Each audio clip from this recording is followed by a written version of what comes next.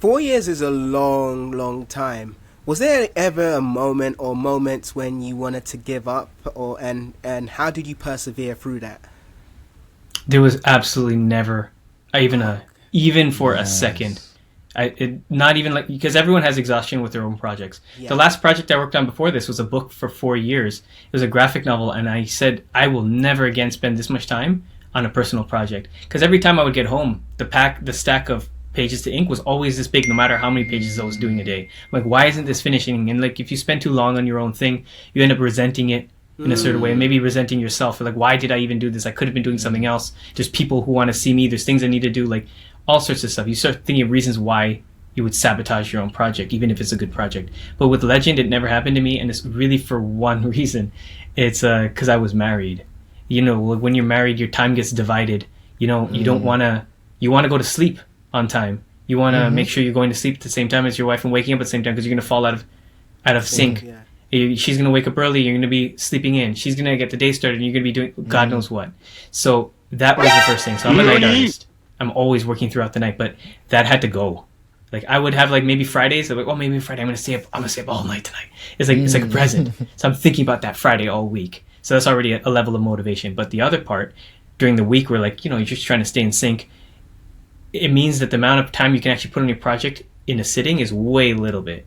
I mean, losing my 4 to 5 hour stints, they're becoming 30 minutes to 45 minutes to an hour.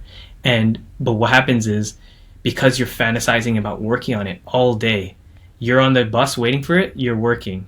You're eating, you're working, you know? So when you finally get to the table for only 45 minutes, it's like all you get to do is draw.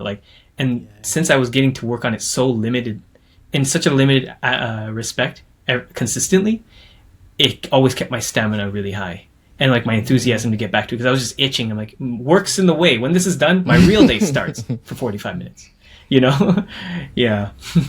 Nice. You're really teaching us a great lesson here on efficiency and like time allocation, because I think you're right. I think when you understand your priorities and know how limited, not necessarily limited time is, but where you need to allocate that time, it makes it more,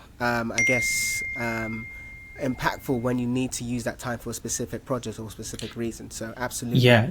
It almost as a byproduct, like, let's like seep out all the dead time. The time that you're looking at your ceiling, the time that you're like, oh wait, but what about this? All that just goes away, because you had time to do that before, you know? Like all the time, like, yeah, you're only left to do this. So it's just to perform. Hey, you made it to the end. We really appreciate it. Thank you so much for watching this. I'm Ed, host of the Suuuper Anime Podcast. That's super with 3 U's. If you enjoyed that clip, why not check out some of these? I'm sure you'll love them also.